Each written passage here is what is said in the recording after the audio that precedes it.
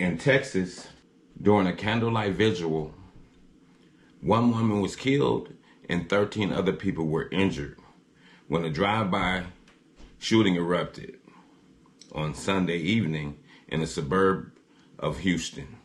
Officials said an unidentified gunman opened fire on a crowd of about 50 people, including children, participating in a celebration of life for a recent homicide victim in Baytown, a community about 25 miles east of Houston.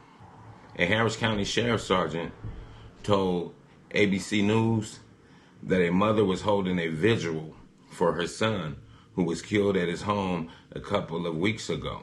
The shooting happened around 6:40 p.m. When they were releasing the balloons up in the air for the celebration, right about at that time, a vehicle pulled up and opened fire on the crowd.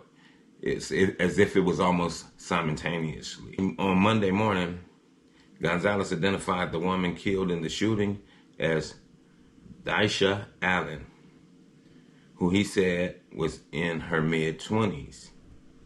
He said that 3 of the people wounded were in critical condition.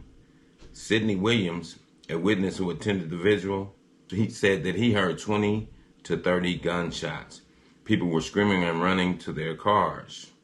Witnesses said 2 of the victims who were shot were a pastor and his wife, who were in attendance at the vigil. Officers also said many of the shooting victims were taken in private cars to an area hospital, where a fight broke out and required sheriff's deputies to intervene. The sheriff said no arrests have been made. He also said the assailant or assailants were in a small, dark-colored sedan. He said a motive for the shooting remains under investigations. Bullets don't have eyes, so it puts everyone at risk. And bullets don't have eyes, and it does put everyone at risk. But I will say this.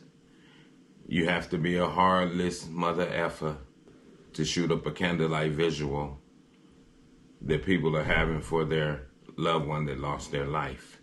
Something has to be totally mentally wrong with you. You have to be a sick and sad individual to do something like that to a family that's already mourning their loved one.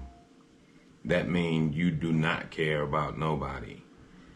And it also brings me back to remember, it's what I always say. I believe that we live in a death culture. Because if we're already mourning a death, and then you go commit a death during the time that we're mourning a death, that's death culture written all on it. That is terrible. The evil spirits that dwell in people have literally taken over people's mind and heart because they're heartless and they don't give a damn. And then even as people got to the hospital, taking some of the people that were shot, a fight breaks out. So it's just a lot going on out here, family.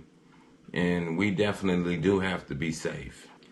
I mean, at this point, a candlelight visual for someone that lost their life might not even be a good idea. It might be time to keep everything nice and quiet. Not even have a funeral.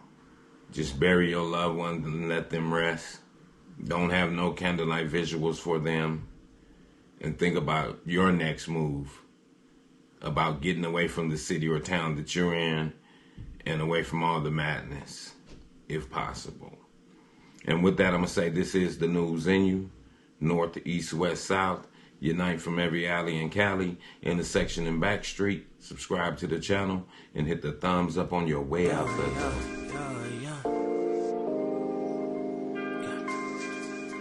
I'm not who you think I am. Your perception is a lesson with a fail grade on it. Steady living life like I would never see the morning. True shit, man, I'm more than pain, I'm more than stain on sidewalk, I'm more than black skin on my face. Destined to be great, gotta elevate mind. Elevation is the game that I gotta play, gotta win, gotta find escape to a better day.